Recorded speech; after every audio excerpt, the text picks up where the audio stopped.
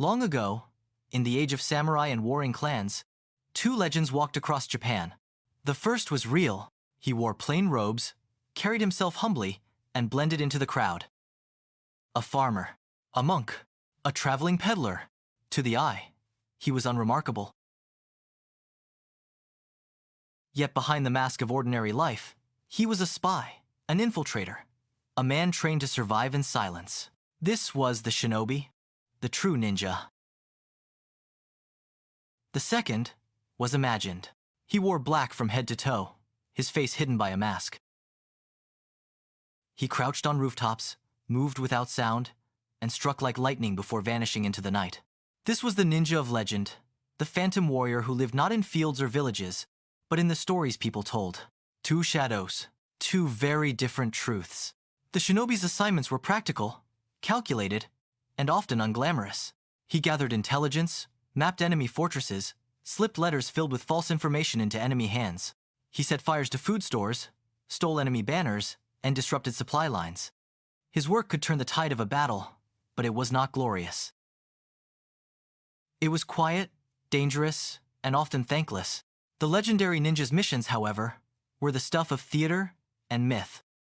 In folklore, he assassinated warlords in their sleep, climbed sheer castle walls and dueled samurai under the moonlight. He lived only for secret missions, fighting endlessly in shadows.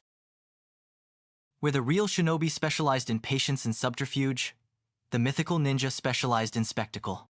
The real ninja's arsenal was made of necessity. A short sword that could cut, dig, or pry. Ropes and hooks for climbing. Smoke bombs or firecrackers to confuse guards.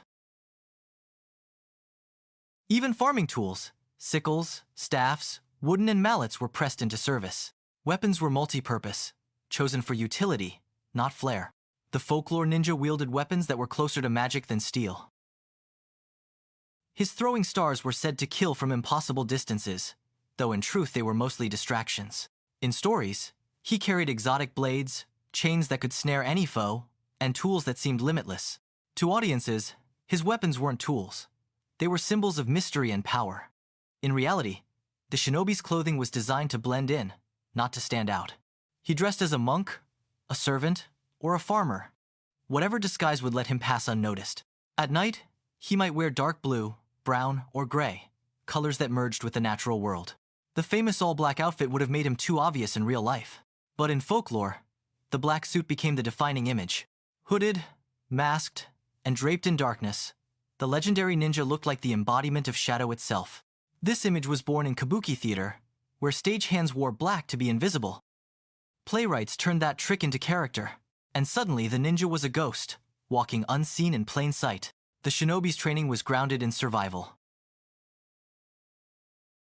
He studied terrain, weather, and human psychology. He learned how to walk quietly, how to blend into a crowd, how to escape when cornered. His advantage was adaptability, not strength. His feats, while impressive, remained human. The folklore ninja, however, was superhuman. He could leap rooftops in a single bound, vanish into thin air, and walk on water. Some stories claimed he could summon fire, transform into animals, or dissolve into mist. The real shinobi worked within the limits of human skill. The legendary ninja existed beyond them, more sorcerer than a spy. The real shinobi lived among ordinary people. He tilled his fields, raised a family, and returned to daily life once his mission was complete. Ninja work was often part-time, a role he took when called upon by his lord. The folklore ninja lived no ordinary life. He had no farm, no family, no community. He was an outcast, a wandering shadow with no purpose but secrecy. In legend, he belonged to mysterious clans, raised from birth in hidden villages where every breath was devoted to the art of assassination. To samurai, the real shinobi was dishonorable. The samurai fought face to face, bound by bushido, while the ninja used trickery and deception. Yet despite disdain, warlords relied on them. In their hands, information became more powerful than swords. They were necessary, even if they were never celebrated. In folklore, however, ninjas became heroes or villains of astonishing power. They were no longer dismissed as dishonorable spies. They were transformed into figures of awe. In plays, in art, and later in film, they became the very essence of stealth and danger, romantic, feared, and admired. The mythical ninja became larger than life, while the real one remained hidden in its shadow. Here lies the greatest irony. The secrecy that protected the shinobi also erased much of his legacy.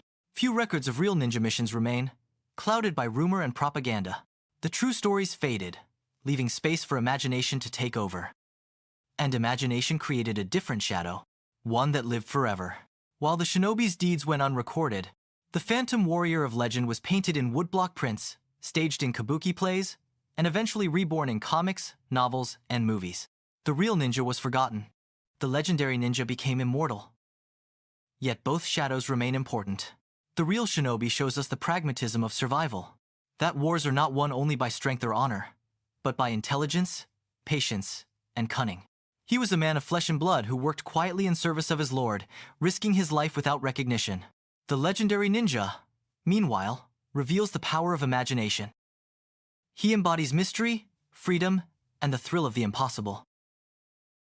He captures what people long to believe, that a human can slip beyond the boundaries of ordinary life and become something untouchable. One shadow belongs to history, humble and hidden. The other belongs to legend, exaggerated and eternal. Together, they form the complete story of the ninja. So who was the ninja? Was he the farmer who slipped into enemy strongholds disguised as a servant? The spy who risked his life for information, his name erased from history? Or was he the phantom in black, leaping across rooftops, vanishing into the night, striking fear into the hearts of lords and soldiers alike? The truth is both, and neither. The shinobi lived in reality. The legendary ninja lived in memory. Two legends, forever intertwined. Together, they are the ninja,